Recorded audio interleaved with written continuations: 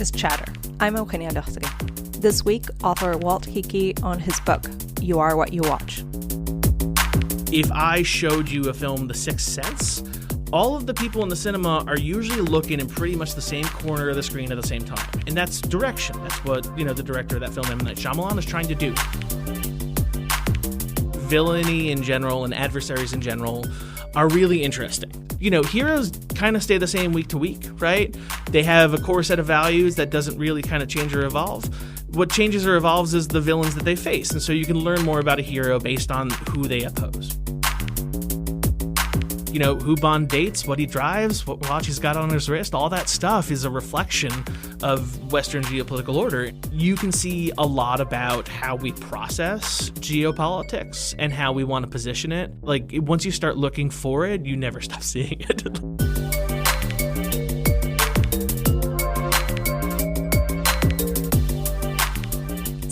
Well, you are a data scientist covering pop culture. I believe that's how you describe yourself. So that combination might not be maybe intuitively what people think about when they're thinking about what a data scientist does. No, of course. Yeah. So maybe that's just my own bias there. I don't know. But regardless, maybe we can start just by explaining, what that looks like, what your job is like. Yeah, totally. So I'm a journalist for the most part. I really started getting into data journalism kind of pretty fresh out of college. That was when folks like Nate Silver were making their way into the kind of public understanding of we can use numbers to better understand topics in the news, right? It was in his era at the New York Times. I entered into journalism pretty shortly after that. And eventually when he moved over to ESPN with 538, they wanted to do lifestyle stuff and pop culture stuff. And they brought me on to do that. And so it was a really kind of exciting moment for a lot of this stuff, because for the first time you had not only the technology to make really interesting visualizations and do really interesting data analysis at a very kind of retail consumer level, right? You also had kind of this surge of talent enter, right? You had with the sports scene, you had a lot of folks who were in that post-Moneyball era who wanted to apply data to sports. You had a lot of folks in economics kind of realizing we can actually, apply this stuff very directly. People had a very visceral experience with the financial crisis. There was a big contemporary understanding of how markets can affect people that kind of drove a lot of interest in that. With politics, you saw that with Nate, really kind of grounding, elections can be understood from a data perspective. And at that point, the question kind of became what else can we do with this? And so I have been really intrigued by, not only the intersection of data and pop culture, but kind of the bigger pictures of how pop culture then affects us, right? It's not just about predicting box office, right? It's not just about, looking at Rotten Tomatoes scores. We've moved far beyond that, right? We can tell really interesting stories about a thing that we, just as a society, spend so much time immersed in, right? We watch a lot of television as a society. We watch a lot of movies as a society. We send those movies and those television shows outward, and other people consume them and learn about our society. And so we have a lot of really interesting ramifications from a thing that people often dismiss as just, it's the frivolous thing that we do. It's the background. It'll rot your brain. And so a lot of my work has just been trying to understand, using the techniques of data journalism, how the things that we watch can kind of affect us. And you actually have a really nice story in your introduction about how media affected you into becoming a data scientist covering pop culture. Yeah, it's it's really fun. One reason I wrote a book that we'll be talking a little bit about today. And one reason I wrote the book was just because it kind of became very inevitable for me. As I was doing a lot of just reporting on movies and television, you would talk to a source, you would meet a new person, you would describe what you do, you would be at a bar. That person would be I became an EMT because I watched Grey's Anatomy growing up. And that was the first time I saw women do medicine on that. And, you saw people be I'm a scientist now because I saw this role model, or this somebody saw Twister and was I need to do this. This is a huge motivation. Which is insane. Yeah, I mean, it's magnificent. It's so cool. I think, again, people saw Twister and were just my God, there are people who are doing this. I interviewed a woman in the book, Emily Sutton, who grew up in the Chicago suburbs And Saw Twister was an extremely formative film for her, and now she's at KFOR in Oklahoma City, which is where the real fun meteorology is. And there's just so many times that we see with media, and it's oftentimes very implicit of just being like, you see something and you're like, I want to try that, I want to experiment with that. And for me, obviously after deciding to write a book about this, I was like, I wonder if that ever worked for me. And I was like, wait, it totally did, because I saw Jurassic Park when I was a kid many, many times. It's an amazing film. And while Jurassic Park was very motivating for a lot of folks to become paleontologists or interested in the science of dinosaurs, I talk about that in the book, for me, it was like the first time that I had seen a guy who was good at math be incredibly cool. like Ian Malcolm is moving through that film like a leopard. He is awesome. He is great. He's the guy who's correct about Jurassic Park. and I think that that was just such a cool moment for me, because I was a kid who was good at math, but never, you see the representation in media a lot of times of that is Professor Frank types. It's, English please dot. It's like a lot of that kind of dismissive element, and there wasn't a lot of role models, one might say, for that kind of thing. That's changed substantially, I would argue. I think that particularly as STEM fields become more popular, one of the biggest movies of last year was Oppenheimer. I think you're gonna see a reverberation in American physics from that film for quite some time. But for me, it was definitely just seeing Jeff Goldblum play Ian Malcolm. I was like, oh yeah, I could do that. I could be that cool, right? Yeah. Oh, absolutely. I don't think I had a representation of a think tank podcaster that made me become this. But maybe I need to think harder about that. I don't know. Do you ever watch any of the Tom Clancy flicks? Come on, I mean, I did read a bunch. Yes. I don't know. Hey. There's something there.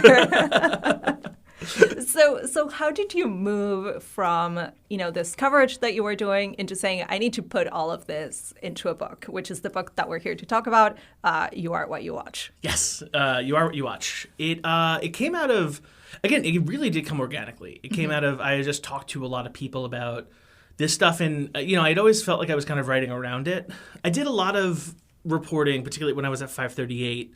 It was just before it really became a very salient issue.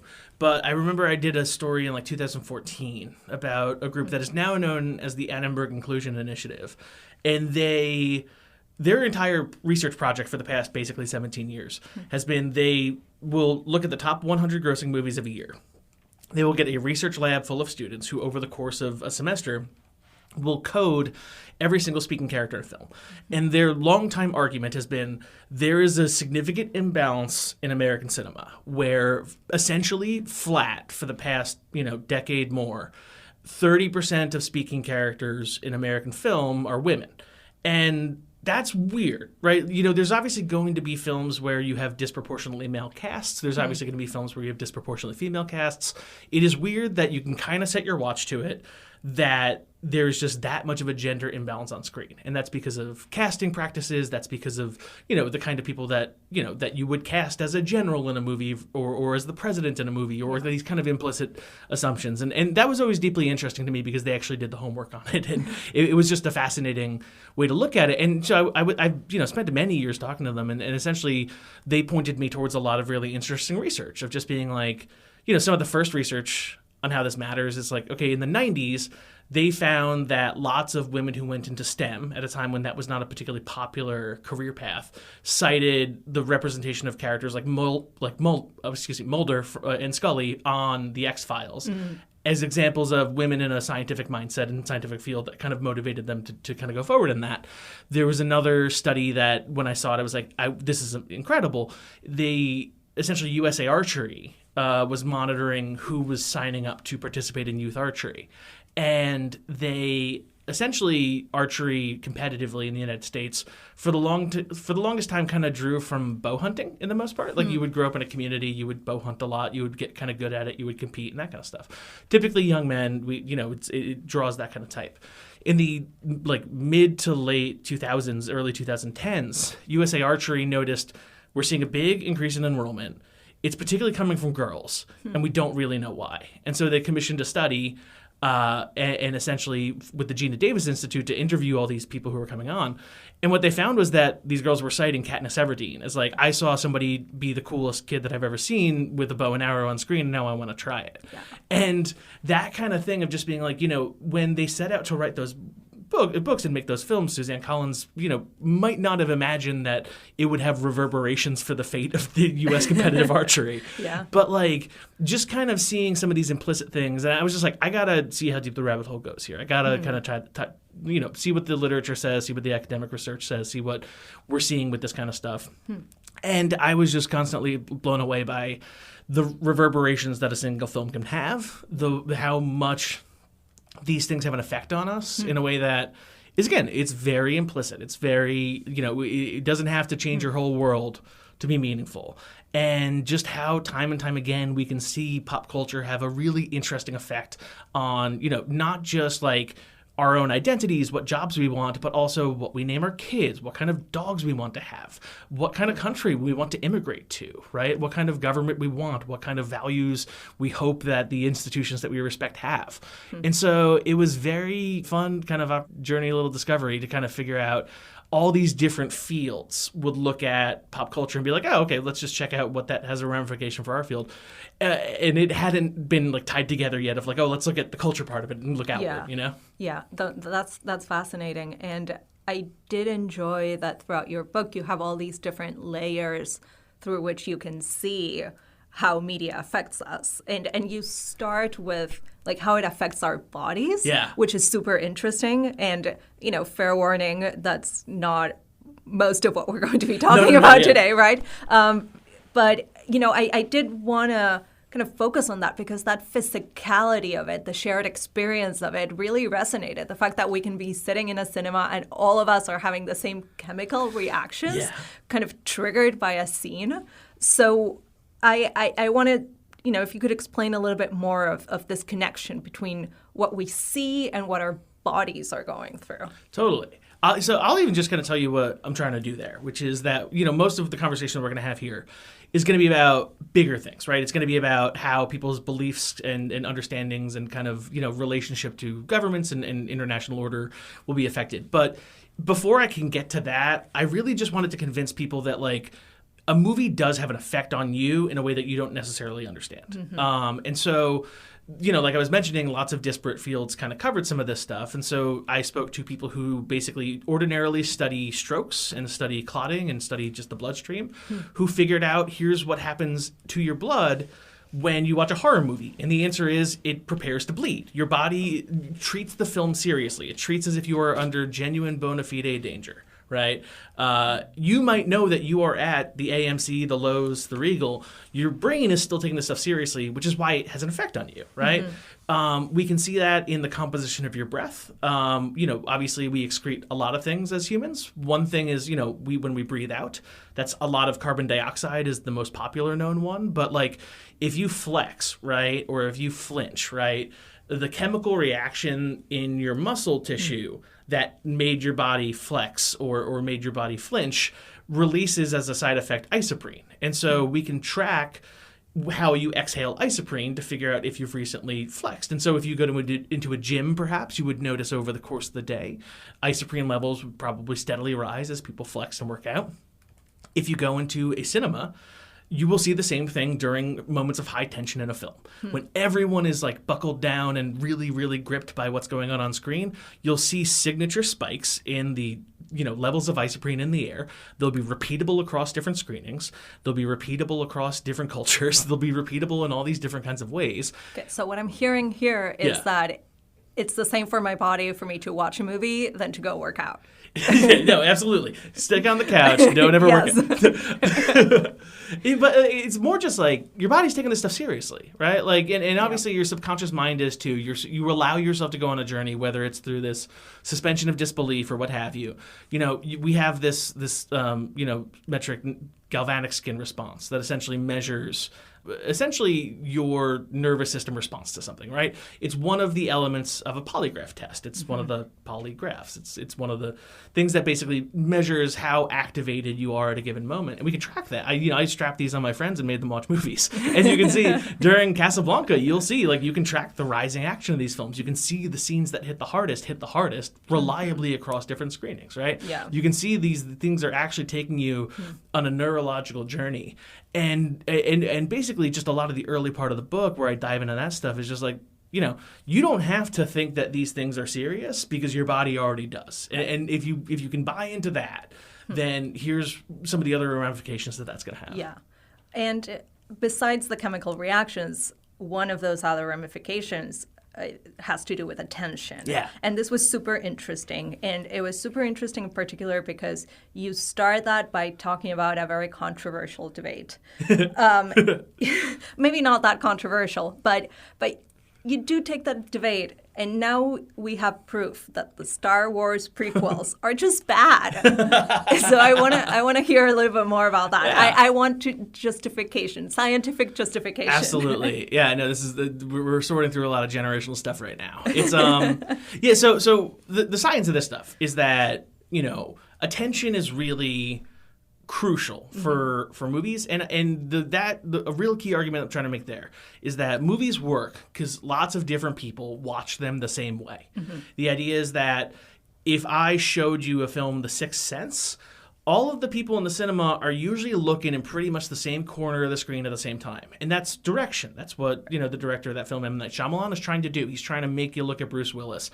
He's not trying to make you look at the doorknob on the side. He's not trying to make you look at the person who's not engaging with him. The focus is on the thing that he wants you to look at over the course of the film.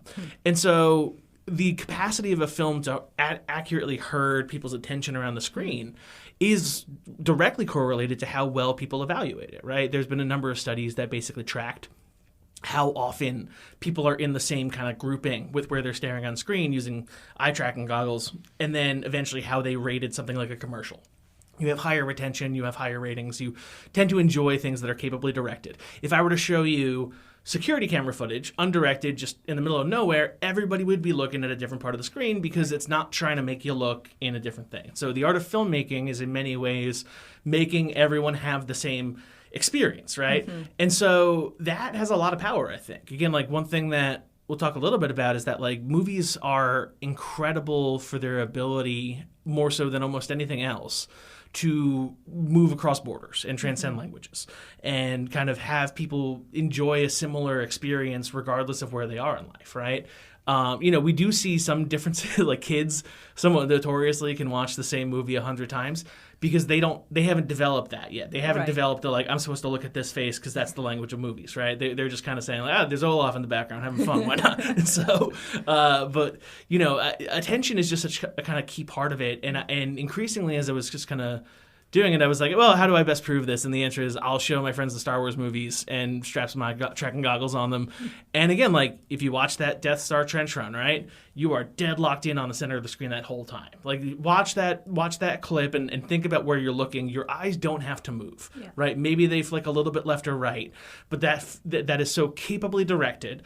And again, Lucas is in many ways standing on some of the shoulders of giants here. That was actually like, there's this really interesting thing about that sequence, which is that it's adapted from an earlier film in many ways called The Dam Busters, which is a 1940-something movie about basically a military campaign to blow up a dam in Germany. And it's not shot for shot, but he literally hired the same special effects guy to do it. He literally shot a lot of the same sequences. And so you can just kind of see like, okay, they're taking from this tradition. And then in the later films, in the prequels perhaps, anything goes. In the background, you can have 50 different things going on, and so there's less ability to follow this stuff, Yeah.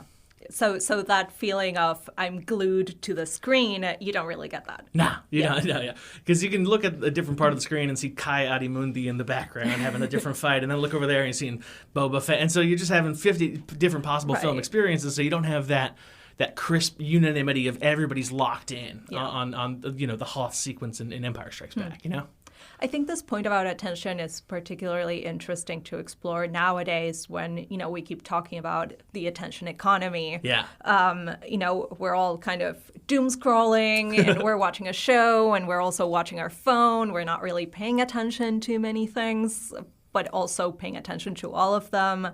Right, and we're all kind of worried about the time that we spend looking at screens or the amount of time that children spend looking at screens. So what can you tell us about what all these screens are doing to our brains, but also maybe I wonder if it's doing anything to the quality of what we watch because we have our attention so divided. Yeah. I'll tell you a few. So I'll kick off with just talking about some of the kids because that is like even my editor on the book had kids and was like, hey, it's also you should definitely focus on this. Like I don't have kids, and I was like, that's a good point. People genuinely think about this all the time. With the screen time stuff, the data is still not quite in yet. We haven't done that kind of huge, massive 10-year study that correlates all this stuff. They're working on it. We'll have it soon. But the advice that I read, based on the data that I read the most, was that, and this is kind of a big concept for the entire book, which is that it shouldn't be like, is this the right use of time, right? It should be is this the right use of time instead of the alternative, right? And so, if you if your kid is in the back of the car and you're 2 hours into a 3-hour drive and they're watching the same episode of Bluey, the alternative is they'll just be like unhappy in the back of a car. And so that's probably kind of fine. If it's, if they're watching something in lieu of maybe going outside, right? Like we know that going outside is really important. Running exercise is really important. Spending an hour a day outside is important. It's important for vision, myopia, all this kind of stuff. It's crucial to get kids outside and exercising. And so if it's interfering with that, that's a problem, right? Because the alternative isn't good. I think that a lot of times people in their head compare fairly neutral things like media consumption with like, well, we could be at a soup kitchen, right? And so a lot of it, you do have to give yourself a little credit. And like the main thing with kids is like they have to get the right amount of sleep. And so if it's cutting into sleep, that's bad and you need to stop that. And they got to get the right amount of time running outside. There were studies even like early on with like the adoption of radio and television, right? Where they were like, okay, what happens when television comes to this town but doesn't make it to the next town over? How do people live differently? And like television was cutting into radio time. It was eating the same thing that it would have eaten, entertainment, recreation, right? Right. That also applies to us grown-ups who, also have this kind of life, right? And like there's this idea that I actually get into the book that's based on this really great study that I really dug that was so fascinating how they carried it out. But it comes about violent movies, right? And we know that when you show somebody a violent film in like a laboratory setting, they're going to get activated. They're going to get more engaged. They're potentially going to behave more aggressively in a laboratory kind of setting of tests. And the question is, does that stand to reason? Like, does putting out violent films in cinemas, is that quite bad? Are we activating people to do more crimes? And so these economists essentially compared over the course of a number of years weekends in which a violent film hit cinemas that millions of people saw versus the same weekend that didn't. And they found, in fact, that crime was down on the nights that there was a violent film in cinemas. And the reason that they kind of come to, which I think is very instructive in the course of entire media consumption, is that, if you have somebody who's young, male, between the ages of, let's say, 16 and 24, that's kind of the danger zone on this stuff, if we're all just being honest. I was one of those guys once, so believe me, I'm not not targeting anyone here. But basically, if you are in that demo, that's the demo of people who do crimes disproportionately and get into trouble.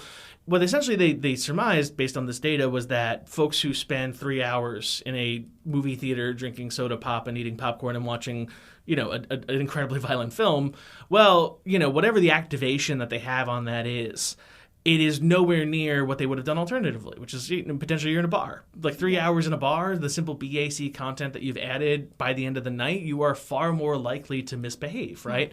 You are far more likely to misbehave if you are just kind of out and about, right? Or potentially engaging with other, young men and that kind of thing. And so at the same time, media consumption can get a lot of a bad rap. And I think a lot of times you always got to ask yourself, compared to what? Yeah, that's an interesting, different way to think about it. Now, I particularly enjoyed this one section of your book in which you start discussing how we humans kind of traditionally use fiction as a way to understand and explain and in some ways control the world around us, right? Because this is not just a new phenomenon with movies and TV shows, it's what we do as people, right? And I was a very young Anne Rice fan. Yes. So I found this. So I really loved this history that you provide about how vampires have evolved to represent so many different things. So do you mind retelling it for everyone that's listening? Sure, yeah. You watching the new one? The one on AMC, Jacob Anderson? Yeah. It's good stuff. Everything that was subtext in the original Interview with the Vampire, it's text now. It's great. Oh, okay. But so I might have to give it a shot. I would say you should give it a shot. So vampires are. I dove a little bit into them because I think that like villainy in general and adversaries in general are really interesting. Heroism. I talked to some folks from Marvel Comics, folks like Tom Brevoort, who have designed characters and heroes and villains, and heroes kind of stay the same week to week, right? They have a core set of values that doesn't really kind of change or evolve. What changes or evolves is the villains that they face, and so you can learn more about a hero based on who they oppose, right? And, you can learn a lot about what people are anxious about, what they're worried about, what they fear based on who they oppose, right?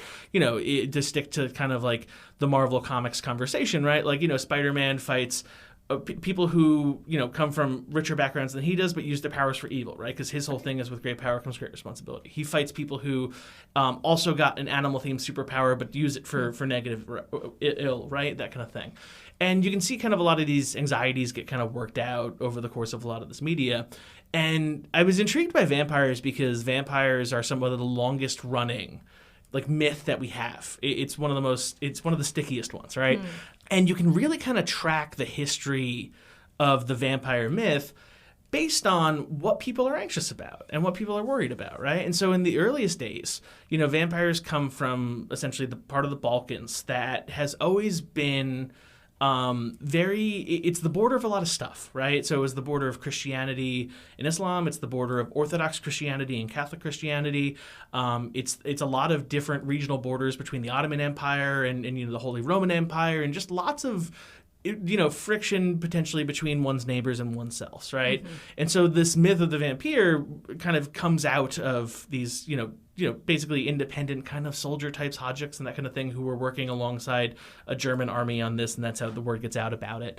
And essentially, it starts off as, imagine that you have a family, and then a person dies in that family, and then bit by bit, everybody else in the family starts looking worse and worse, and then they all die one by one, right? Now, today we would say that person died of a disease, gave it to his family, and they died one by one.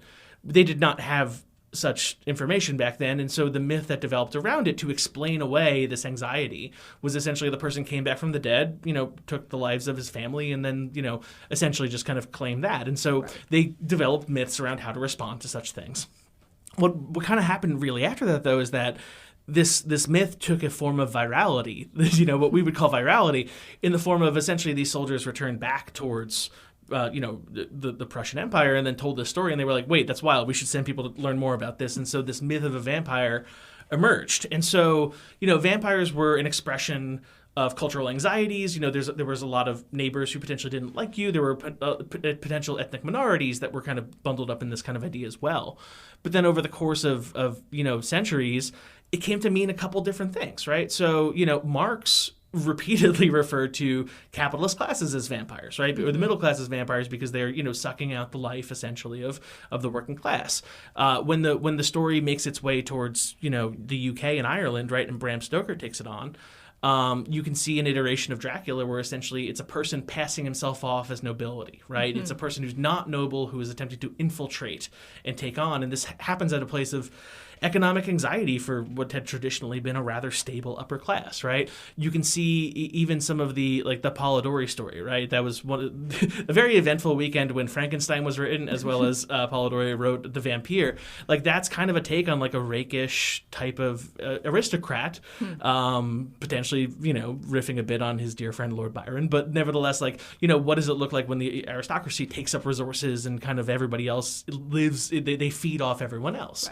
Right. when it makes it towards the States, a lot of the times in cinema in particular, it becomes about, sexuality really gets added in the 60s. It's really kind of with the Christopher Lee version of Dracula that takes off. But even with like the Bela Lugosi version, you do have this kind of old world, new world conceit of like, who are we worried about now? Who are we afraid of right now, right?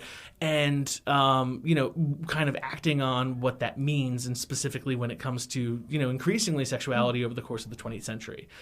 Just because when social mores begin shifting around that, all of a sudden you have, even like the emergence of teenagers, right? Like if you think about something like The Lost Boys, right? And essentially miscreants and that kind of thing. And you can see really different reverberations of that. And monster movies are always kind of interesting in that regard because, vampires are lots of specific anxieties, social anxieties typically.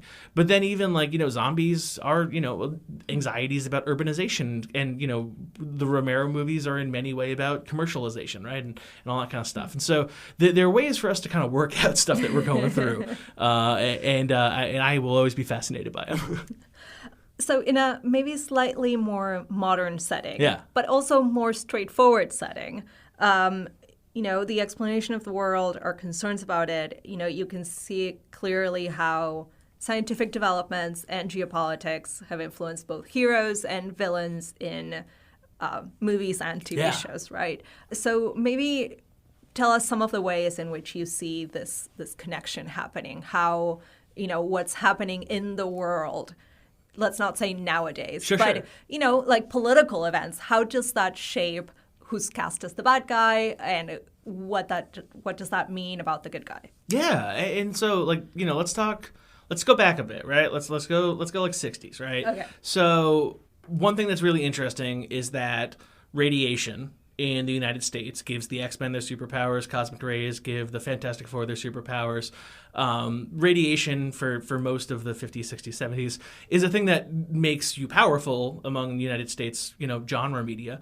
Japan, which had a slightly different experience, that's where Godzilla comes from. That's where the most destructive thing that your society can potentially contend with deals with. It's a monstrous thing. It's a thing that can potentially annihilate your comfort level and things like that. And so like you can just kind of see different ways that societies respond towards even just kind of like the atom, right? And eventually kind of figure that out. I talk a little bit in the book. I'm very interested by the United Kingdom and kind of their post-colonial shift towards soft power. I know that soft power is potentially of particular interest to your audience. I think we're going to be talking a little bit about it.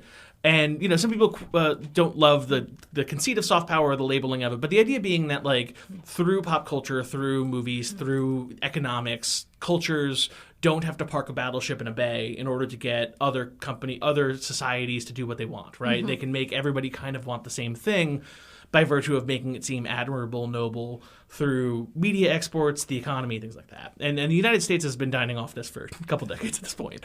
But the UK, obviously was a significant military power and really kind of following the Second World War, that slipped, right? Like they were no longer in the top two, right? They had spent, several centuries, wrangling at the top of geopolitical supremacy, but nevertheless, like, were in clear decline, specifically with the end of the empire and the various things that entailed. What happened then is, I think, kind of remarkable. And if you're, I'm kind of a peace-loving guy, it's I think in many ways inspirational, where that society really kind of doubled down on soft power, right? There's like James Bond is a really interesting illustration. It's oftentimes a Hollywood financed franchise, but it is always a UK controlled creatively franchise. UK directors, UK actors, UK the Broccoli's, obviously stalwarts of the United Kingdom, and like that has always kind of that repositioned the United Kingdom quite a bit in terms of the popular imagination of what they are, right? Like James Bond is a savvy individual who really kind of like coasts off of a lot of the perception of, the World War II kind of craftiness that the United Kingdom had and resilience, and specifically the SAS kind of style, commando unit things that really kind of defined a lot of their contributions towards that war in at least the American imagination, code breaking, things like that, and espionage.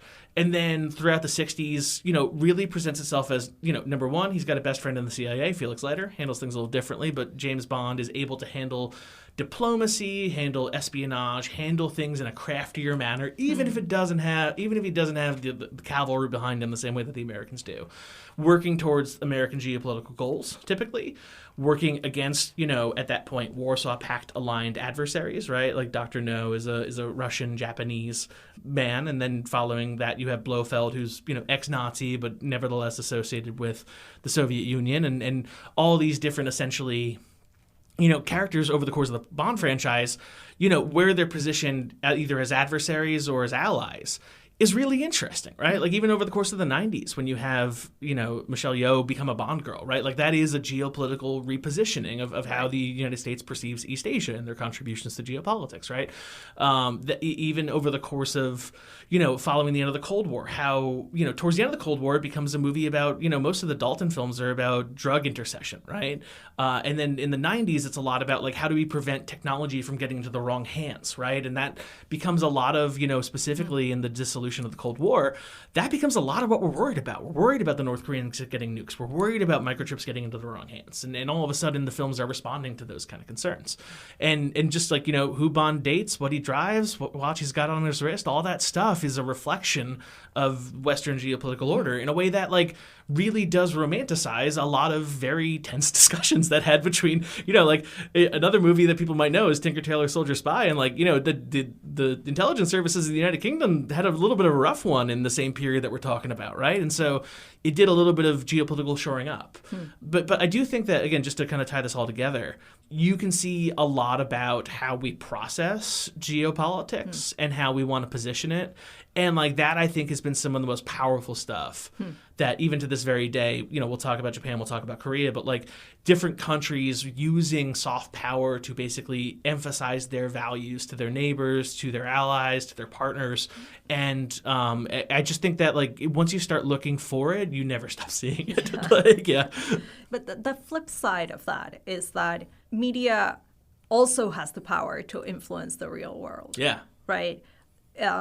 Sometimes even in a detrimental way. And you have a fascinating story about how early bank robber films influence what insurance companies or the public expect out of security in a bank.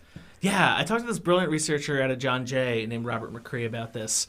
And like a lot of what people perceived as, a bank robberies have become really uncommon. Like, the boys of the FBI have done a very good job of kind of tamping that one down. It's also just become a very different style of world. Like crypto is just, the payoff is so much bigger. ATMs don't contain as much. Banks aren't where the money is anymore in many ways. But, an interesting story is like, our obsession with bank robberies, heists, things like that comes out of a couple things, right? But a lot of it, is a misapprehension, right? Like a lot of, the reality is like if the person is able to rob a bank, get to the car and get away a little bit, it's like pretty much they got it. That they have won a bit robbing the bank. Whereas like a lot of these like, security guards, cameras, different technologies employed to do this kind of stuff,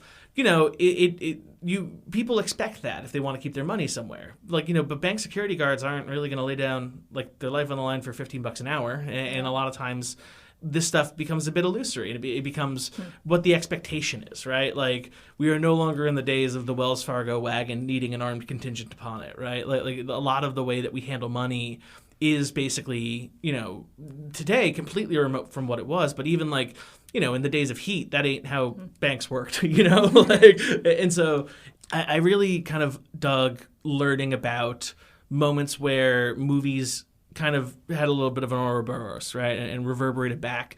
Because we know that, for instance, the military, we know that NASA, we know that intelligence agencies really do have skin in the game when it comes to what Hollywood has to say about their work. But it is really interesting to see how sometimes that can reflect back. Yeah.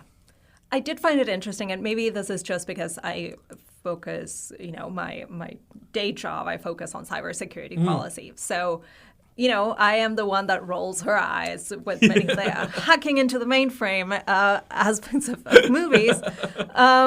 But, it is interesting, I think, that sometimes we assign realism to some scenes or some apprehensions that we have and we see reflected in movies more than others, right? And you talk, for example, about all the different ways in which New York City has been destroyed. And, I guess it makes more sense to, see those different ways and say, okay, maybe we should be thinking more seriously about the risk of hackers or, of robots and not so much about, like, the moon crashing on the city. Like, that makes sense to me. Yeah. But my maybe silly question is, what's the most outlandish case of real-world serious preparedness based on a catastrophe that is, mostly fictional? Oh, yeah. I mean, there's also a bunch of them. Like, I think one of my favorite ones, which I personally consider a good thing, there were two films that came out, twin films, Deep Impact and Armageddon, in the 1990s. These films both portrayed a large object coming to hit Earth, an asteroid in the case of Armageddon, a comet in the case of Deep Impact. So this is perfect because it's a perfect example of not only science influencing Hollywood, but then Hollywood influencing science. Because why did those movies happen at the same time? It wasn't like they were just cheating off each other's homework. The reason is that two things happened. In the early 90s, we had two scientific discoveries that happened.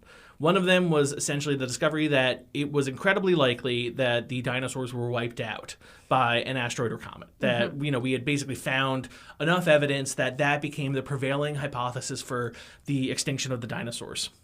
And so the idea that something could hit Earth and wipe out all life went from being a speculative idea to being the prevailing thing about one of the most cinematic and interesting creatures that ever strode the Earth, right? Second thing that happens is that there's an event called Shoemaker-Levy.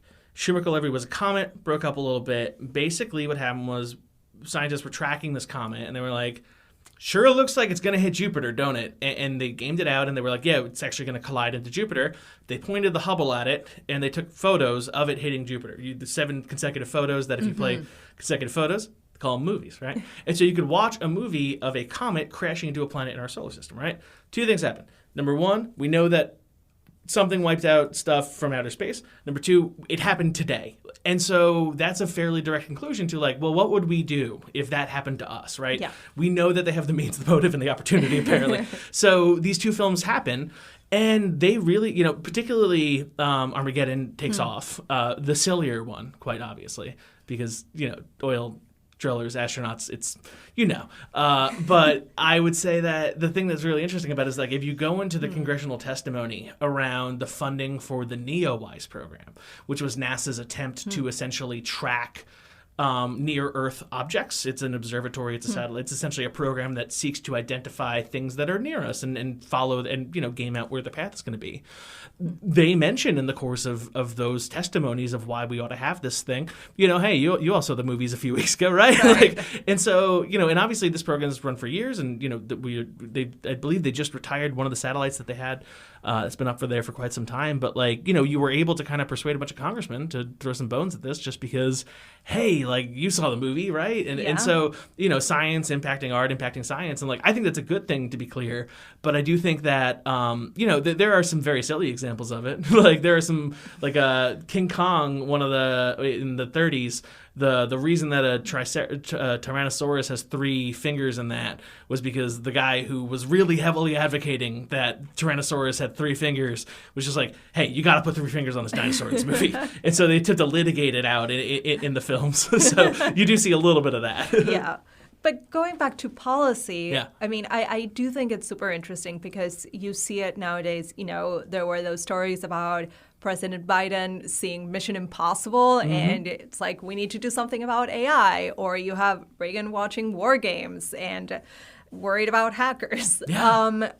And, Reagan is an interesting character, right? Because you also have the war room debacle at the beginning of his presidency.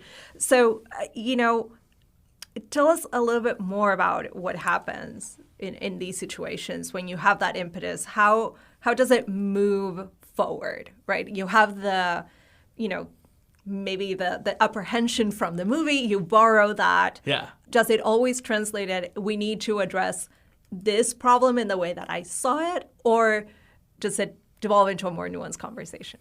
Yeah, I think that people do tend to get kind of nuanced about it. I do think that, again, movies are really good about getting, like, the result of genuinely, like, 120 years of innovation, right? Mm-hmm. We talk a lot about movies as, like, they are technology, lock, stock, and barrel, right? And a thing about technology is that, like, you know, we are getting better at using it, and essentially a movie is is one of the most efficient ways that you can find anyone on the planet. And if they're good, if the movie's good, make them really care about somebody who they had never heard of before that movie for 2 hours, and then want to learn more about them, right? And so I think that it's really good at introducing new ideas. I think, you know, there was some research done at Yale about The Day After Tomorrow, which was one of the first cli-fi pictures, right? The idea of, like, it's a climate disaster. Mm-hmm. And that came out the same year as An Inconvenient Truth, was seen by an order of magnitude more people, and the folks who saw that film, which is obviously very ridiculous in all manners, nevertheless had a better understanding of how climate change worked than those who hadn't, right? And so you can kind of get people going on a thing, right? You can get people understanding, like, oh, this is a science that I'm interested in. This is a career path that I'm interested in. This is a question I didn't know I have. One of, like, you know, we were talking about Tom Clancy earlier, but, like, you know, when The Hunt for Red October came out, folks at the Pentagon were like, who is this guy? How does he know this? Did he get the plans? How does he know what a submarine looks like? And so, like, a lot of that kind of stuff can just kind of get the ball rolling and get folks interested in kind of how this works, you know, and people have, you know, folks have tried to use that for their ends, right? Obviously, you know, there's a lot of sponsorship of films from folks like the Pentagon. There's recently been stuff from folks at CIA.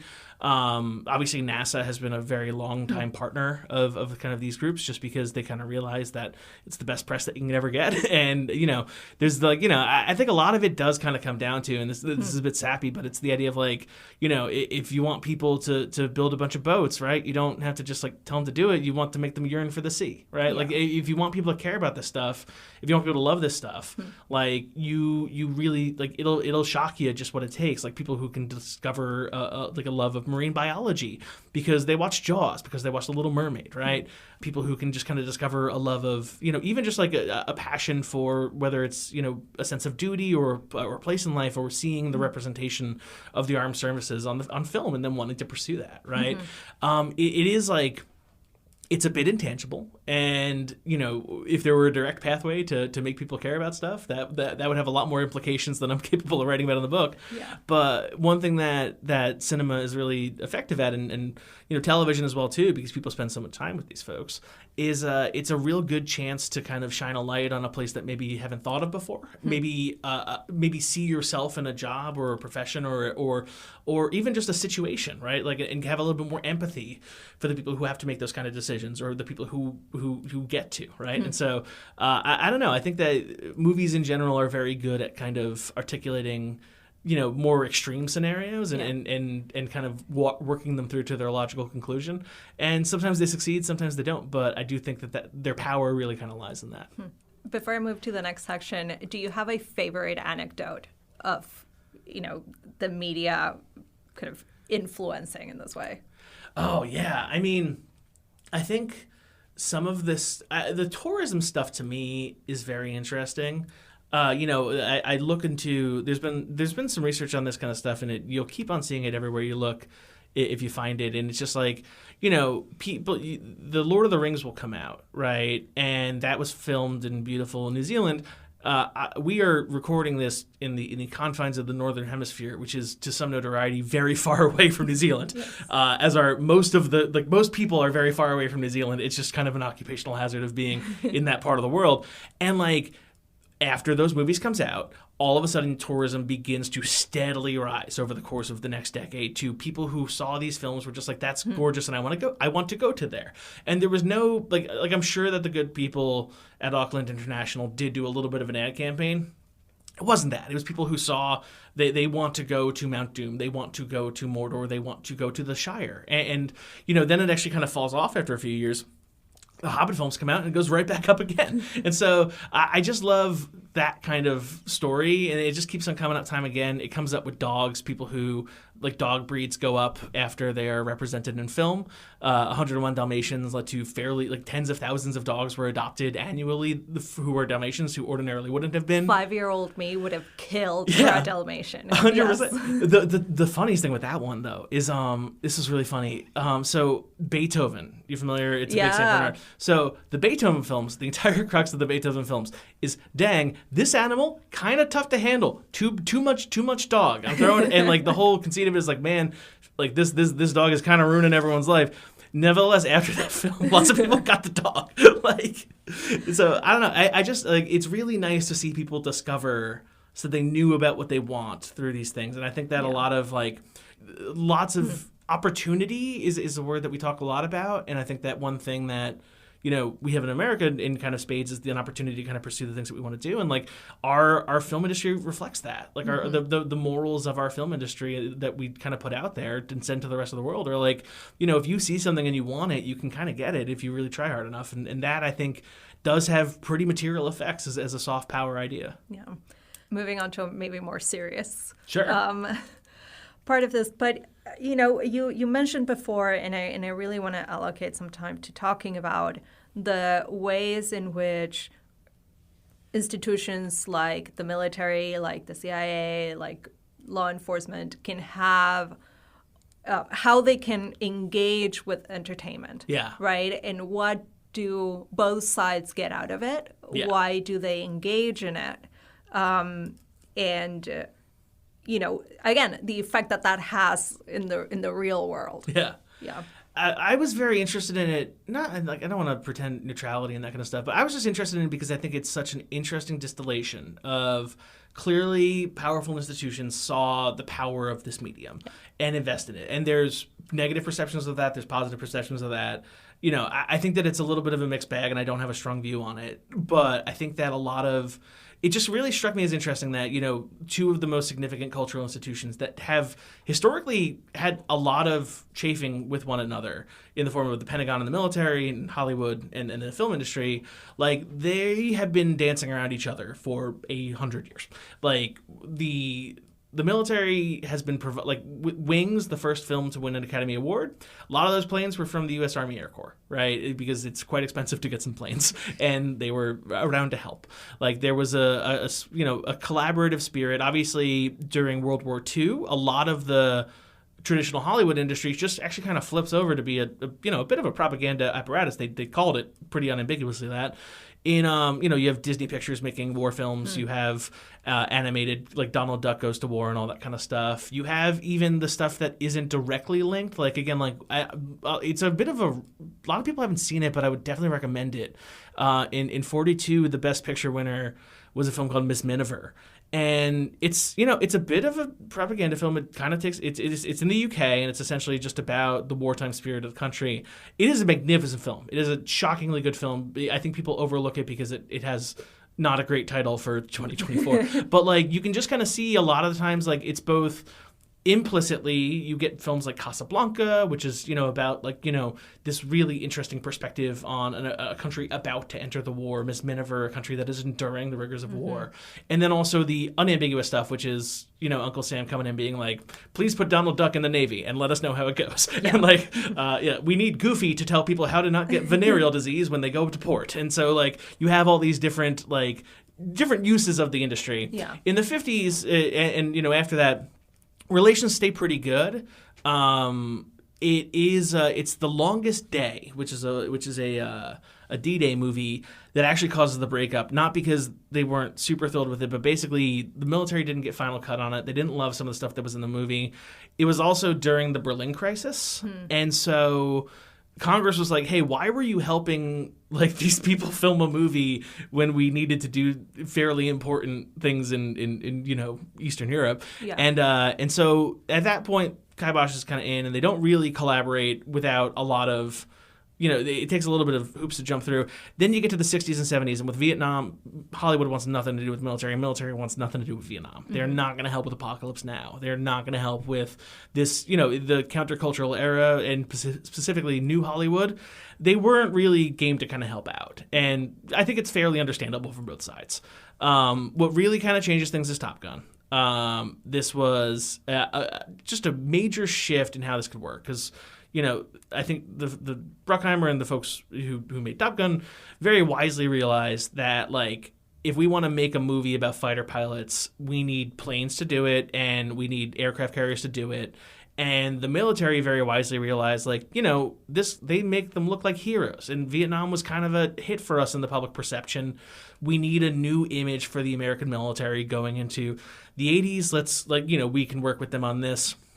They basically gave them stuff at cost. I've had a chance to kind of see even the billing files. And wow. This aircraft at this amount of time, because they charged them by the hour. And again, listen, they got a sweetheart deal, let's be honest with ourselves. But they were able to make this movie. The thing that the Pentagon wanted was they wanted script approval. And we'll talk a little bit more about this, because this is the pervasive qualm that a lot of folks have about the Pentagon and Hollywood. But I saw this document that, no joke, is my favorite thing that I saw when I was reading this book. It is essentially a memo. In the original script, you may observe in Top Gun that Top Gun does not ever name the enemy. Yeah. It is a notorious element of that film. In the original script, it was North Korea. And so there's a memo typed out. It's like, hey, I'm from the Korea desk. I just wanted to say, listen, we actually have a pretty good feeling about stuff these days. We don't want to spoil that. It would be rad if this did not take place in Korea. We don't want to exacerbate that situation. Why don't you just put it in Libya? And thank you, signed Korea desk. And then scrawled in pencil on top of it is, this is the Libya desk. Do not do that. We don't want to give Gaddafi any ideas. and so they ended up naming it it's nowhere. And so, but the whole kind of crux of it is this movie gets made, and it is really a sensational hit. They don't, the military does not talk about their recruiting benefit from their collaboration with Hollywood. There's a lot of folks who would like to know about that. Academic. Do they not talk about it, or do they not track it? Is this So my understanding, based on FOIA requests of people who were instrumental sources to me working on the book, is that they basically just kind of decided it was better to not study it and just kind of take the win. Obviously, even we see Recruitment these days, they are fairly up on what the impact of this stuff is. We've seen, obviously, there was the NASCAR somewhat fiasco from a few years ago that did not lead to recruits. The latest iteration of this is Dwayne Johnson's, football league is having a bit of an issue with the Army related to not really hitting some targets. Nevertheless, they don't really kind of talk about it and study it too much. They did report a considerable increase in both the Navy, and, to the Navy's consternation, the Air Force after Top Gun, just because it did make the job look pretty dang cool. And so then after that, the military is just like, well, this works. We have this stuff. We're able to lend it out. It has a good ROI for us. Let's keep doing it. And so over the course of the next couple decades, they will collaborate with folks. There's a now retired former Pentagon official named Phil Strub, who was instrumental in this. And if you watch any movie that has American military hardware in it over the course of basically the 40 years following Top Gun until just a few years ago, he's thanked. Special thanks to Phil Strub. And then also, you will see in the special thanks section typically the military units, the bases that offer their time and resources. It's again, one thing that I find really interesting about this is that, their script approval has resulted in a number of cases that people have brought up a lot. Mm-hmm. One of them is G.I. Jane. They were just like, we are not going to show any misogyny or any attempted sexual assaults in the United States military on film. Screw off. We're not giving you a single dime for this thing. Mm-hmm. Lately, they feel very strongly about depictions of PTSD and specifically also veteran and service member suicide. Mm-hmm. So much so that there's an anecdote from the filming of Iron Man 2 where Commander Rhodes, who plays Iron Man's best friend, War Machine, is basically landing on a tarmac, and there's a lot of soldiers there. And one of the lines that essentially they improvised, because it was a fairly improvisational set, was, man, I'd kill myself if I could get in that thing, or I would cut my right arm to get off in that thing. And there was a evidently, based on the reporting that I've read, a bit of a shouting match in terms of like, we are not going to include the image of an American service member indicating self-harm for any reason whatsoever. So they changed the line, and whatever's in the film is in the film now. But like, they can get a little bit, line by line on that. They'll oftentimes send back a list of, even with Top Gun, they sent back a list of like, hey, the Kelly McGillis character was originally a service member herself. I believe that she was in naval intelligence or something. And they were just like, we don't want a romance between two service. Could she just be like a contractor? And so she's a contractor. Right. And so, they have priorities. They've been successful in pursuing their priorities. I would just say straightforwardly, it is very tough to look at the past 40 years of American cinema, and specifically military-related cinema, and not think that it worked, right? Like, some of this stuff is even like, it's kind of clever. Like, Black Hawk Down is a very good example of a film that had a lot of heavy collaboration from the Pentagon. You can see Apollo 13 is a film that had a lot of heavy collaboration from NASA. Argo, to some notoriety, was the CIA's first big foray into consulting on this kind of film and offering and opening up the family jewels to kind of say, hey, here's some stuff. And what do those stories all have in common is that, originally they're all failures. Like, the Apollo 13 failed to get to the moon, is one of the biggest black eyes in the history of NASA. They obviously survived, which is important, but, that mission failed. Black Hawk Down was one of the first. It was a very significant military failure. It was not a good thing. There was no real win extracted from it. Argo is arguably one of the most significant intelligence failures of the late 20th century. The inability to foresee the eventual capture of the United States Embassy in Tehran. How do those movies work? Well, they flip it. If you think about how those movies end, they end in victories, right? Now, obviously, there's gradations, I believe, between potentially spinning Black Hawk Down as a victorious film and potentially Apollo 13, because again, NASA did get them home and that kind of stuff. But like, you can see that the impact on what they advised on, right, and what they advocated for, and what scripts they furnished and which ones they approved, are films that kind of are able to turn defeat into victory, are able to articulate the values that they want to articulate, and kind of elide over the issues that they don't. One, and many do, argue that is in and of itself a form of censorship, in and of itself a form of propaganda, in and of itself a way for them to essentially reframe the narrative by using public resources to benefit some at the expense of others. I'm kind of a little bit in the mix on it. I just think, I think it's very interesting that they're able to, that they very cannily realize that this was worth investing in, and I think that they've reaped the benefits of it. I think that Hollywood is a business at the end of the day, and if you offer them a free week on the United States USS George Washington, I think they're going to take it. But at the end of the day, if that means that Optimus Prime needs to give a high five to an American service member and they get to have to cut a joke or two, that's what it means, Yeah. Okay. So that's kind of where I wanted to get to. On the Hollywood side, you get access to the planes, you get access to maybe more information, some details. You get the bases, you get the extras, because they'll have the guys march back and forth in the background. Okay. That's just a day of duty. So it cuts your costs. Yeah. Right? Substantially. The amount of CGI that you would have to do to pretend to be on an aircraft carrier is ridiculous, right? It really is a huge savings. Yeah. And on the other side, the military is getting all this positive retelling of their failures, and just getting a ton more people to sign up for service without having to talk about PTSD or sexual assault or misogyny that they may experience.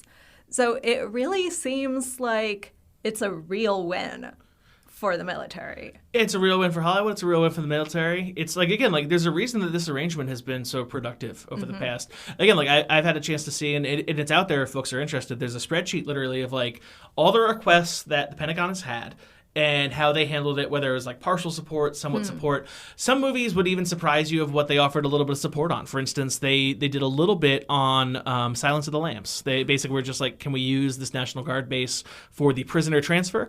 And they read the script and they were all the guys seem pretty competent during this scene, so yes, you can borrow our base for a day. And then Demi saves a little bit of money. And so you can see why they do it. You can also see that there's a lot of very principled filmmakers who are I can't do that. Yeah. There's also interesting scenarios where support waxes and wanes, right? You'll see, the Marvel movies didn't have the support of the military for a little while there. Basically, there's this Iron Man 3, it kind of goes away, and it doesn't come back till Captain Marvel, which is a more big arrangement with that.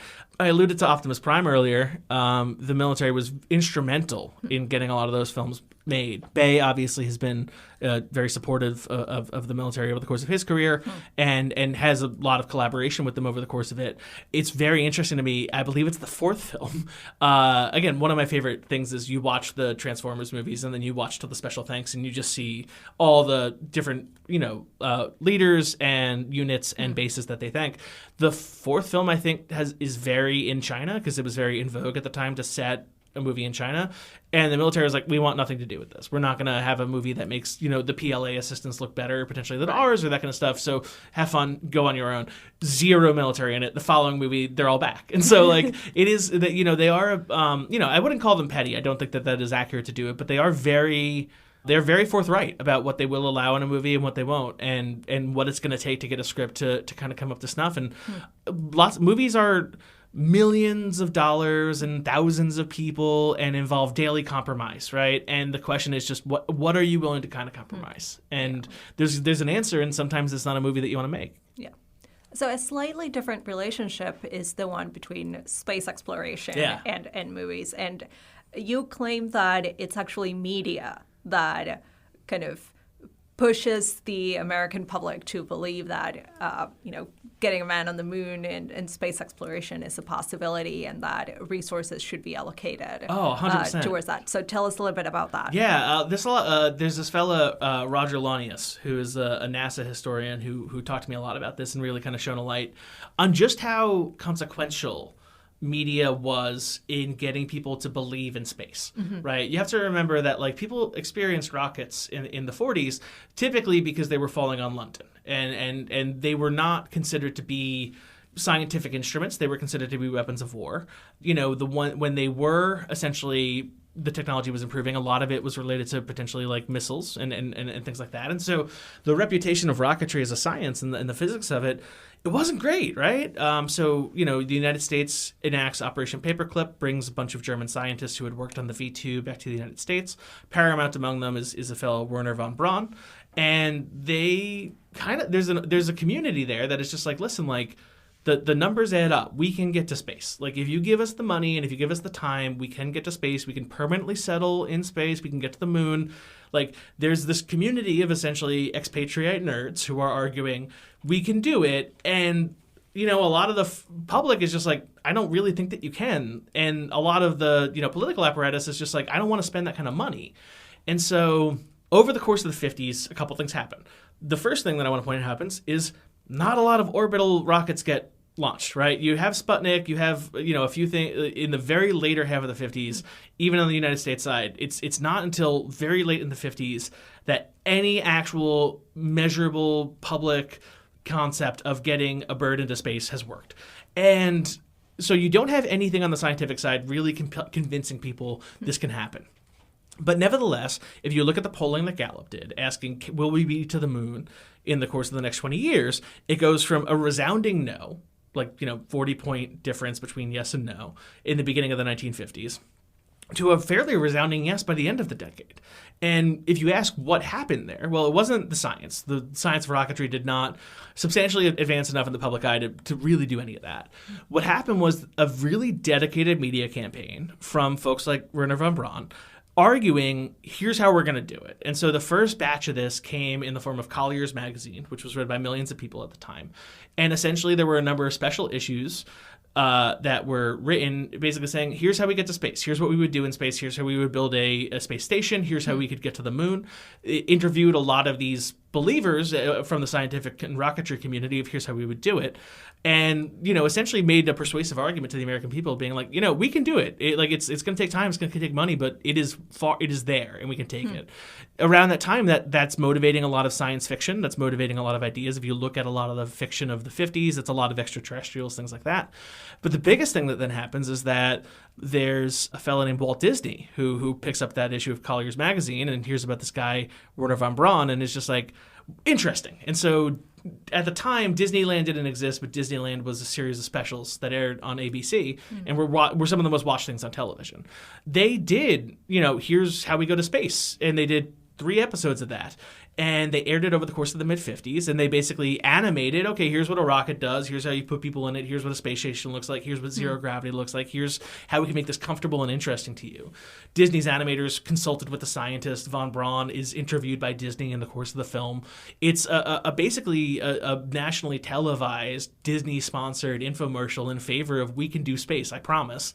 And that turns the tide. And so by the end of the decade, finally, there's interest to take not only, rocketry seriously, but also take rocketry out of the hands of the military, which had controlled it, and form a civilian institution that eventually became known as NASA. And so it took a bit of a PR campaign, and that PR campaign was carried out through the media and through culture. And a lot of the gains in the shifting beliefs of, can we do this, that takes you from the V2 decimating London in 1945 to, JFK saying, we're going to go to the moon and all the other things, that is prosecuted not necessarily by the science, but essentially by the science advocating within the media and the culture that this ought to be done. Yeah.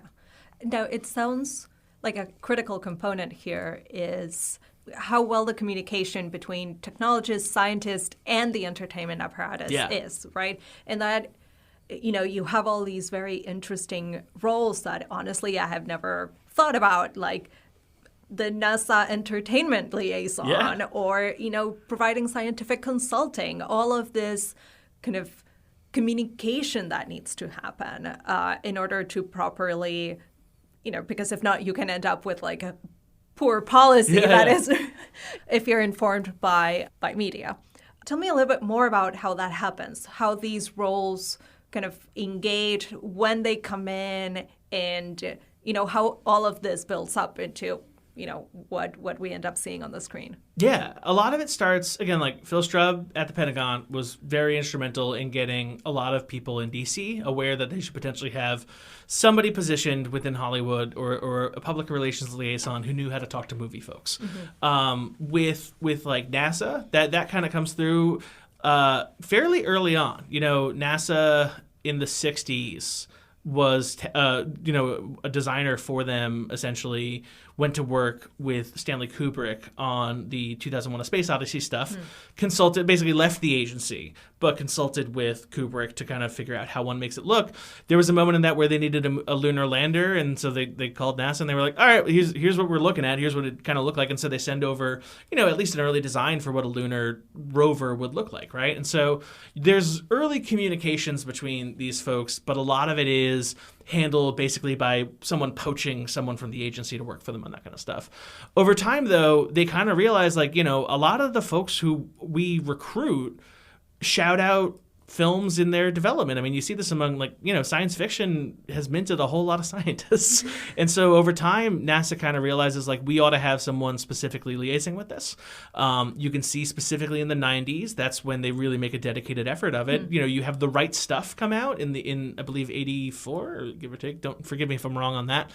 And it's a big hit for them, right? It's a heroic story of the Gemini astronauts, right? And so they kind of see that movies are important for myth building, that maybe like a cohort of astronauts who had kind of been forgotten by history in some regards was then kind of front and center as a result of these films, right?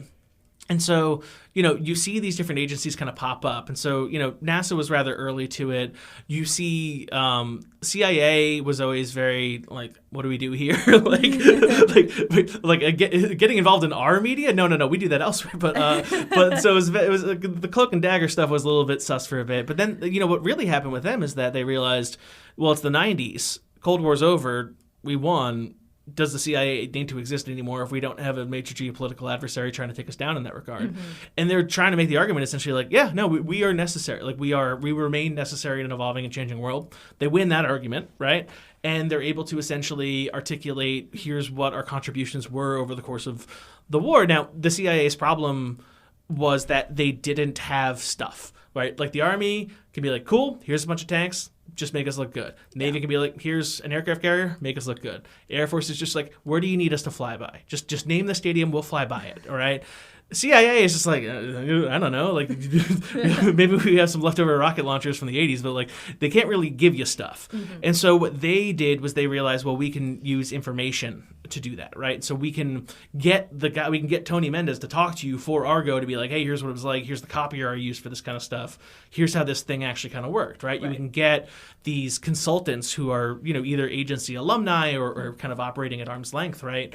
Who are able to consult with, folks in Mission Impossible, able to consult with folks in Argo, able to consult with folks in that kind of world, in that kind of way, right? Like, there's always been interactions, right? Like Ian Fleming was in the British Secret Service during World War II, and those experiences informed the creation of Bond, right?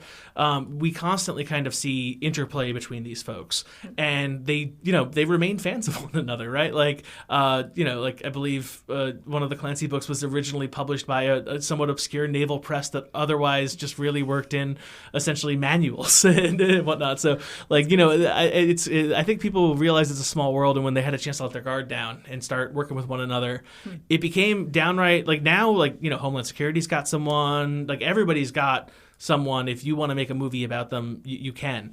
Even like like NSA, I believe, worked a little bit with the Numbers crowd. Like there's I'm kind of working off the dome here, so I don't remember each individual deal, but I think folks would rather, number one, they want to look good. That's probably the most important one. Number two, somewhat secondarily, they like to be accurate. Yeah. But I think that a lot of it kind of comes down to treating each other with a level of respect that I think Hollywood didn't always afford the Pentagon, and the Pentagon didn't always afford Hollywood. Now, we mainly talked about how this interaction between institutions and the media ecosystem happens in the U.S. Would you say that you see this, taking into account that the U.S. has a massive entertainment industry that is hard to replicate elsewhere, but is that relationship similar elsewhere in the world? Or are there any particular differences that you find striking? Yeah, I think it's really interesting. Like, in the book, I looked at 3 countries when it came to soft power. I looked at the UK, which really reinvented itself after World War II in the end of the colonial era of it, right, in the end of the empire, and really was able to kind of find a new way to go forward, the cool Britannia kind of thing, which continued. Again, it's not just James Bond. Like, when they knighted the Beatles, it was a gigantic scandal. Like, people who had served in the military and had been knighted for their duties as the military, they sent back their knighthoods. There was a kerfluffle over it. And now, like, every British actor of some note kind of does get the offer to be like, hey, would you like to be an OBE, a CBE? Because they realize that those folks are some of their most dedicated, people to kind of inspire at least affection, right, for the UK, right? And so time and time again, they've realized that is a really crucial way, whether it's Monty Python getting exported for dirt cheap to PBS, whether it's any of these kind of cultural institutions that they've been very willing to spread, that has made a very significant difference in the perception and the assessment of Britain post-World War II in a way that, like, we don't have that relationship with France or Germany or any of the other kind of peer allies from that kind of time. I talk about Japan, which very much in the 90s, so for a while Japan was very reluctant to export their culture, in no small part because the regional neighbors experienced during the Second World War with Japan was one of cultural hegemony, oppression, and there was a lot of and to an extent there still is a little bit of this, like, there's hesitation to essentially accept Japanization in a way that really was very problematic during the war for a lot of these places like Indonesia and the Philippines and Koreas. And so they were somewhat reluctant to kind of export those regionally. But then, in the 90s, a couple things happened. The first is that after, decades of Americans being stationed in Japan at American bases there and bringing their kids and having their kids get into the stuff, and then they bring back Sailor Moon on VHS to the U.S., like, there was an increasing cultural cachet where some of this stuff was picking up. And I think that they somewhat wisely realized, okay, let's start exporting this stuff. And within... it doesn't take very long to get from Sailor Moon and Astro Boy airing on American television to Pokemon being the single most important franchise in the world. And, they kind of looked to what the UK did in terms of, let's invest in our cultural institutions, let's rack up translation, right? Because there's one country in the world that speaks Japanese, and it's Japan. And nevertheless, it has a significantly disproportionate of people trying to learn it. Yeah. And it's not just because of their economic consequence, right? Obviously, a lot of that happened at the time that their economy was having difficulties, right? Like the 90s were a moment when the stagnation of the yen, and you had a very significant economic crisis take place. And what's also happening then? Well, Pokemon becomes the biggest cultural force on the planet for a couple of years at the end of it. You have Hayao Miyazaki and then the films of Studio Ghibli not only start getting exported, but then rack up an Oscar by 2003. You start seeing, anime, Dragon Ball, all this kind of stuff. Like Goku is more recognizable in many countries on this earth than Iron Man, right? Like you have a lot of different exports that just kind of organically take root, and then the government starts to foster it. Korea then kind of follows that, and whereas Japan was a bit skeptical about government involvement, Korea's not. They were very much like, let's set up export stuff. Let's get this figured out. Let's get translation happening. K-pop, we know that people are going to like. Like they interestingly started out with exporting K-dramas, which are soap operas.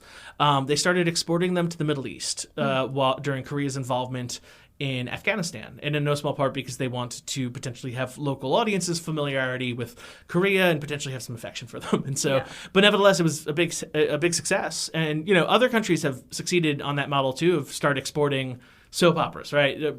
Brazil does that. Portuguese is spoken in a couple different places in Africa and obviously in Europe, but like they are huge exporters of their kind of soap opera dramas. Turkey's doing a ton of that right now. Folks are just kind of realizing that this stuff really does change borders. As long as you can get past some of the impediments of dubbing, then you can actually do a pretty good job of catching on, right? And then, obviously we've been living in a really big Korean wave moment for the past couple of years, whether it's Parasite winning Best Picture, whether it's, again, like even just like, the films of Park Chan-wook and the film of Bong Joon-ho and these Korean storytellers finding lots of fans overseas. Television, Netflix has invested hugely in Korea, and Korea has been very delighted at that because they have a really thriving pop culture apparatus, BTS becoming the biggest band in the world. Like you can see countries really start learning that, obviously, Japan was kind of stripped of its ability to have a military. And so how does one make one's culture unique and known around the world, if not necessarily through might? And, they kind of saw, well, we can do that through lots of other means, right? And then Korea has obviously had a very significant military investment over the past couple decades due to the border. But they also realized, like, hey, like we can really get Americans to think and care about us in a way that they potentially haven't really thought about us in a little while by sharing our things with the world. And, it is really interesting to kind of see that take root.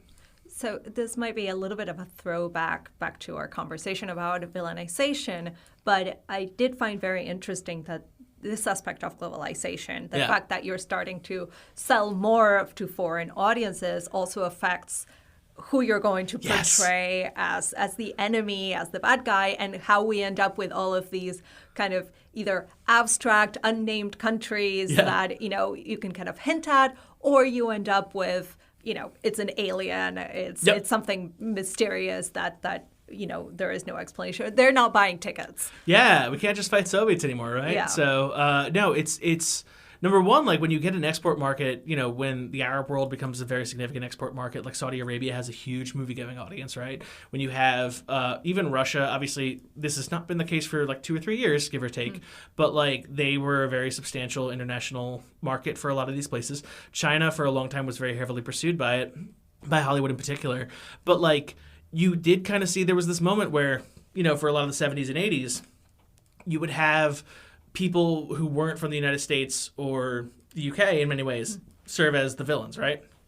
And then gradually they kind of gave up on that. Even the Bond movies kind of went from being like, this guy is from East Germany to being, he is an island. He's a rich guy. I don't know what to tell you. Like he's a rogue agent, right? Yeah. And so you can see them kind of move away from that because they realize, if you name an actual country, you can't sell the movie there too much, right?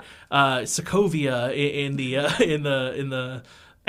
the Marvel world, right? Madripoor. But nevertheless, you kind of increasingly see that. You also see a lot of robots, a lot of aliens. You see a lot of people fighting no longer over nuclear codes or missiles, but instead fighting over glowing rocks and magical rocks and portals over there. We got to shut those off. And so you've seen a lot of just kind of evolution and villainization, sure, but like, when you can even look at the Die Hard franchise over time, right? Like Hans Gruber, East German, right? That makes sense at the time.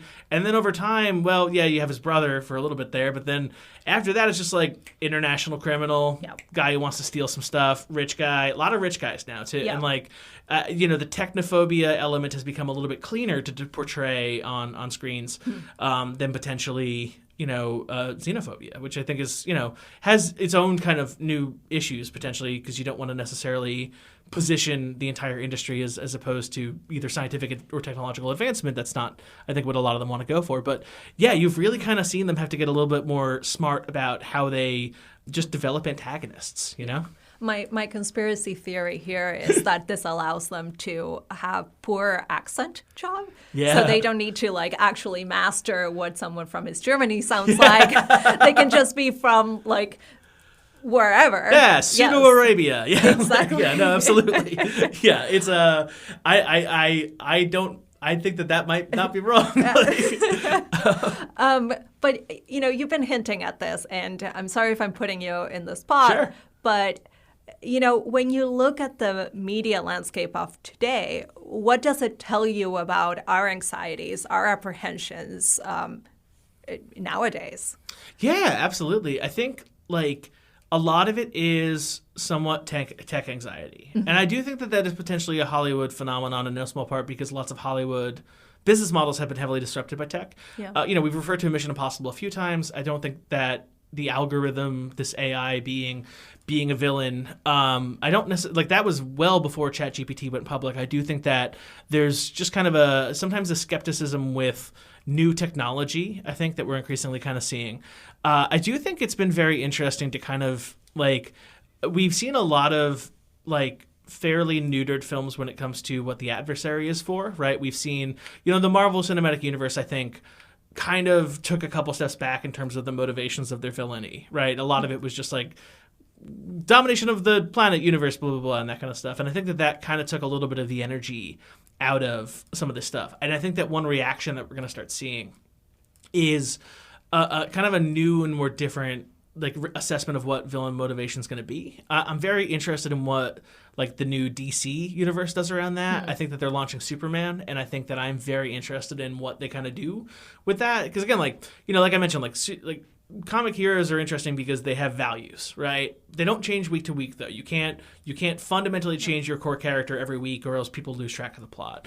What does change week to week is who they fight, and that articulates who they are, right? And we've seen over the decades, Superman fight evil versions of himself. We've seen them fight Lex Luthor in various different iterations of what a mean rich guy could look like, right? You had the more elaborate one in the early Superman Returns of 2005. You had a very Zuckerberg-inspired one in the most recent iteration of the universe. And I am just kind of interested in where they take it from there. I do think that, like, a lot of just, people are trying to figure out what the world order looks like now in a lot of different ways.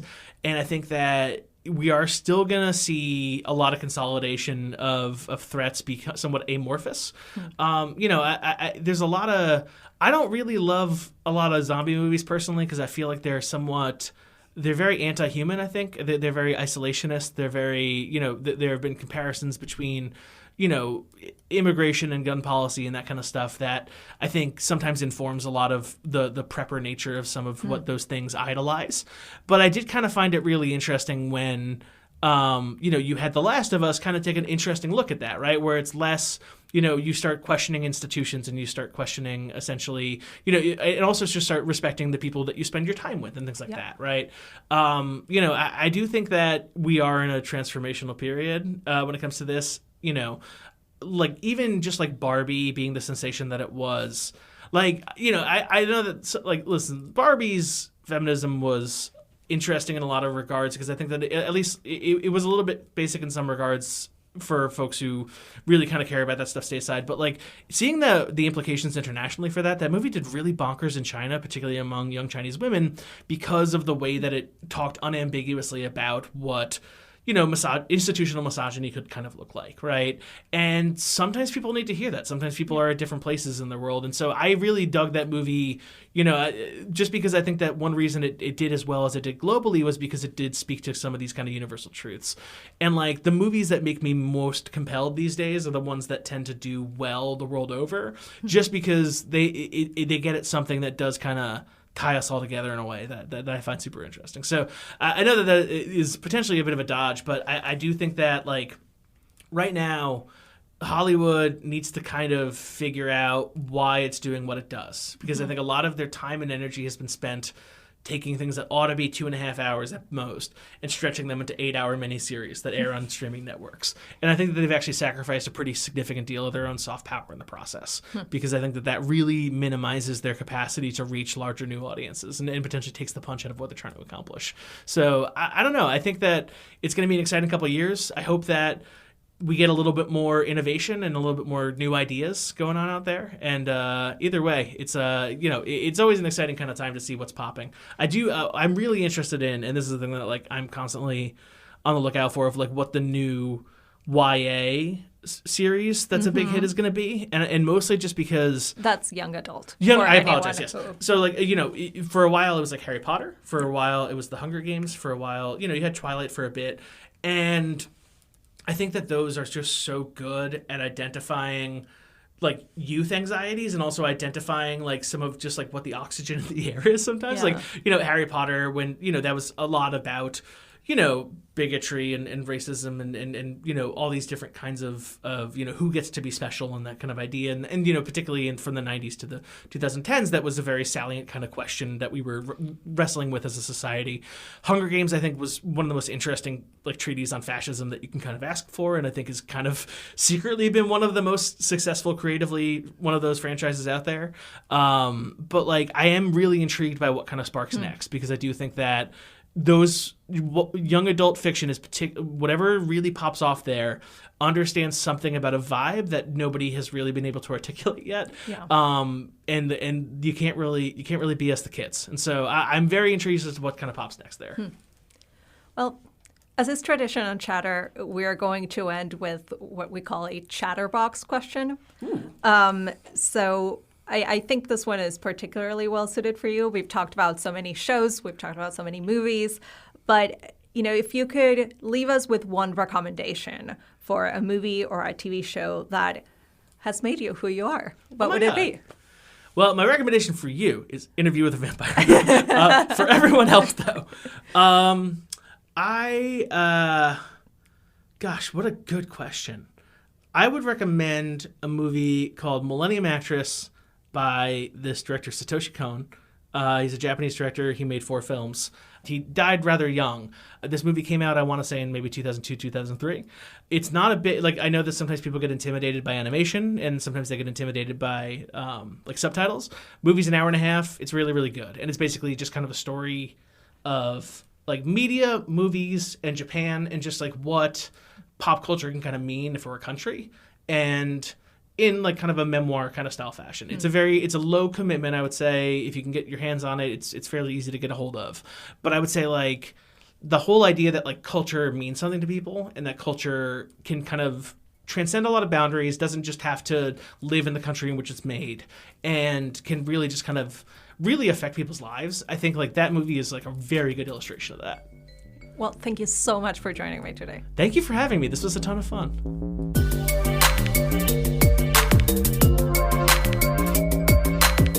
That was Chatter, a production of Lawfare and Goat Rodeo. Please subscribe to the podcast and find us on Twitter @ThatWasChatter.